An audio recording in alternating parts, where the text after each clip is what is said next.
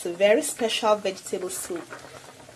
If one day you have a lot of vegetables, different kinds of vegetables in smaller quantities, instead of throwing them away, why not just take your leftover vegetables and make a special soup like this? Here I have the carrots, potatoes, tomatoes, onion, what else? I have celery as well,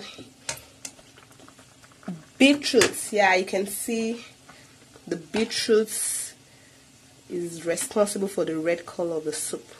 I have beetroots and my lentils to go with it. It's time for my lentils.